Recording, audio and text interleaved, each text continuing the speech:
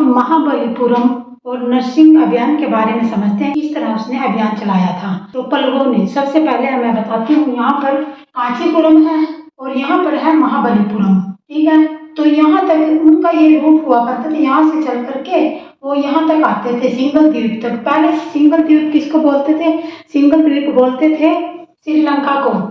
पहले अगर रामायण में बात करें तो लंका कहते थे, और वर्तमान समय में श्रीलंका, और ताम्रपर्णी यानी प्राचीन ग्रंथों में इसको ताम्रपर्णी कहा जाता था, और अंग्रेजों ने इसका क्या नाम रख दिया? सिलोन।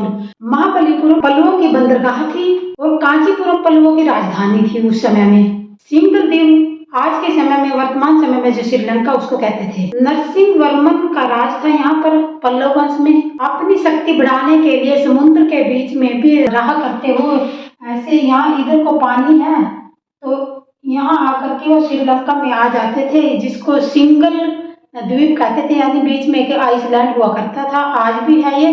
तो पहले क्या होता था, पहले कोई वीजा नहीं लगता था, लेकिन आज के समय में वीजा लगता है। इनमें पहले तो ऐसे ही घूमते रहते थे लोग, कभी एक स्थान से दूसरे स्थान पर इस तरह चलते रहते थे। इसका मतलब ये नहीं है कि जो ये पल्लव थे स्थल पर ही नहीं, जमीन पर ही नहीं, बल्कि ये समुद्र तक इन्होंने अपना रास्ता बनाया था और जाकर के सिंगल द्वीप पर भी अपनी विजय प्राप्त की। महाबलीपुरम में धर्मराज के स्मारक भी है। वहाँ पर नरसिंह वर्मन ने जो मंदिर का निर्माण करवाया था। वहाँ पर रथों की संख्या 7 है, जो अलग अलग प्रकार के रथ हैं। वहाँ पर श्री कृष्ण का, द्रौपदी का और धर्मराज तक का वहाँ पर मंदिर बने हुए हैं, जो 7 रथों पर हैं, और बहुत बड़ा भव्य मंदिर है। श्री गणेश का मंदिर भी वहाँ पर मिलता है।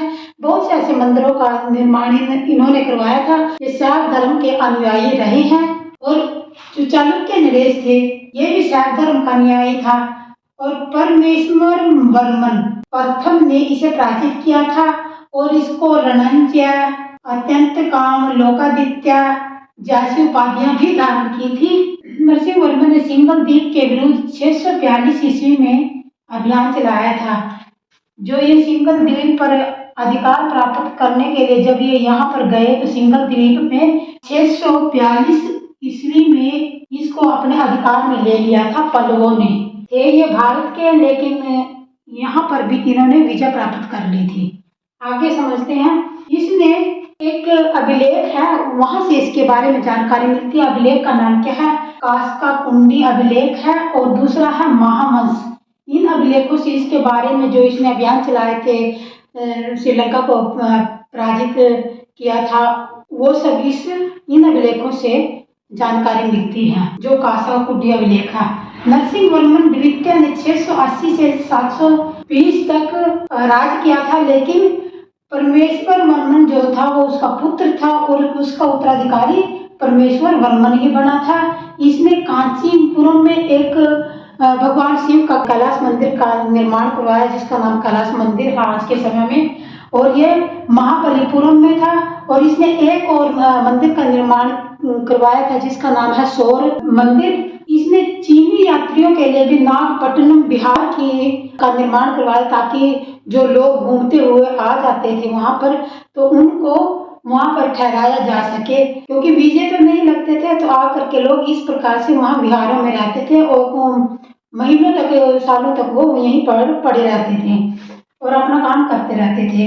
अचानक एक दिन उसकी मृत्यु होगी नरसिंह वर्मन की, और जो पल्लव वंश था उसको कोई मतलब वैध उत्तराधिकारी नहीं मिल रहा था। तो उस पल्लव संकट में आ गया, क्योंकि उसको कोई अच्छा सा उत्तराधिकारी नहीं मिल रहा था। इसके बाद क्या हुआ? कांचीपुरम के लोगों ने राजकुमार नंदी वर्मन द्वितीय को राजा बना दिया, जो पल्लवों का शासक था, जो नया नारो और अलावारो के नाम से ये दोनों प्रसिद्ध हुए थे। इनकी जानकारी कहाँ से मिलती है?